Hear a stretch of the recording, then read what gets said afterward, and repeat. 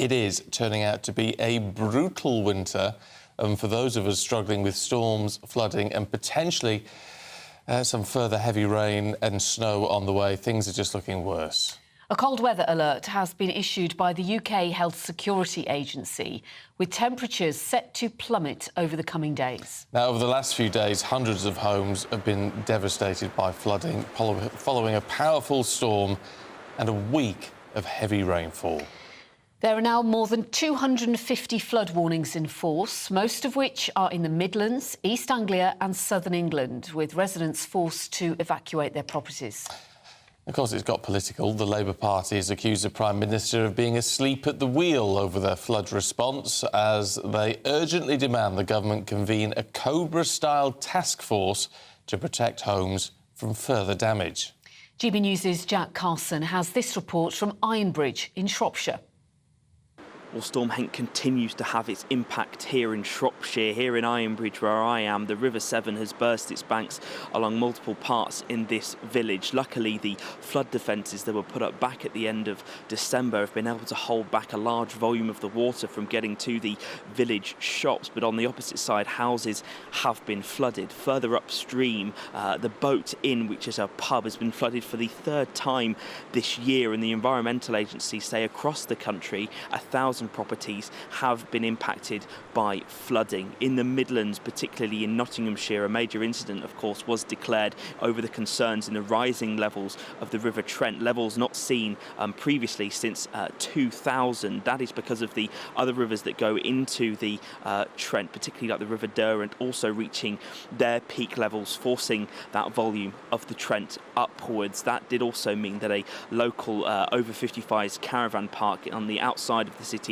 did have to be evacuated. But it is better news for the coming days because of the high pressure coming into the UK in terms of the weather. It's going to be a lot drier, and that of course is good news because the ground is so saturated because of the impact of Storm Henk, and that's why we've seen the kinds of flooding that we have seen over the last few days. So better news that dry weather is on the way, but the UK Health and Security Agency warning of a cold snap and plummeting temperatures and urging people to stay safe on the roads.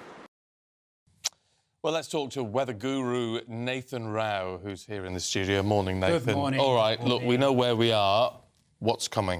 Yes, the main story at the moment is, of course, the flooding. And as your reporter mentioned, there are a couple of hundred flood alerts in place, a couple of hundred flood warnings in place. And the Environment Agency reckons that the flood risk is going to last for the next 5 days or so. So really the story for the next few days is going to be flooding as this flood water recedes. Now, the good news is that the stormy weather, and we have had the 8th wettest December on record, according to the Met Office. And some parts of the country have had double the amount of rainfall than they would usually have this time of year. But the good news is it is calming down. Now, low pressure is responsible for storms and rain, and that's what we've had, and we are now getting high pressure. The bad news is that it is going to turn colder. If you like the cold, I suppose that's good news. But with all of this flood water in place at the moment, if the temperatures do dip below freezing, we're going to be looking at ice and icy roads and things like that. So there is a change on the way. There's quite a dramatic change on the way. You are going to start noticing the mornings, the days getting much, much colder from this weekend onwards. There is a UK Health Security Agency warning in place. That's a health warning, really advising people who are more at risk of the extremes of weather, the elderly, those with existing health conditions, just take extra care as those temperatures plummet through this weekend and into next week. Because in some parts of the country, Nathan, it's been hard to know where the rivers actually begin and end. Yeah. Over the next few days, we will likely see these rivers start to recede? Yes. Now, the main affected rivers are the River Severn and the River Trent in Nottinghamshire. These are the ones that we've been looking at a lot, and they have apparently peaked.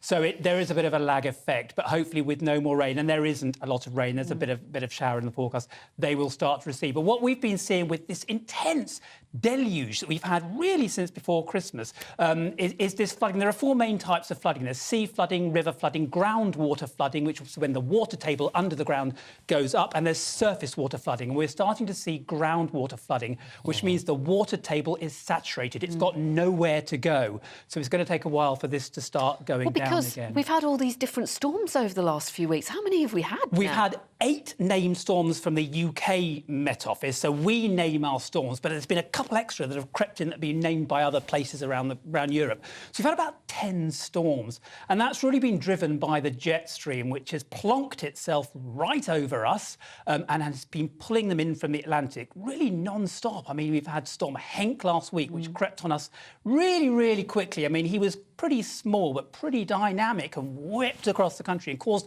a lot of damage, possibly more than Storm Gerrit, which was the one before that we had a bit more warning about, and the ones prior to that. So hopefully the storms have gone away for a little bit, and now it's time to wrap up for the cold. I'm slightly worried about the ice, though, in the sense that it stops the floodwater a little bit if it ices over, but when it does eventually warm through again, excuse me, and that ice melts, then we've got the problem all over again if the groundwater's still a problem. Yes, absolutely. And not just that, if we do get snow, now there's no snow in the forecast at the moment because we've got high pressure, which is for cold, dry conditions.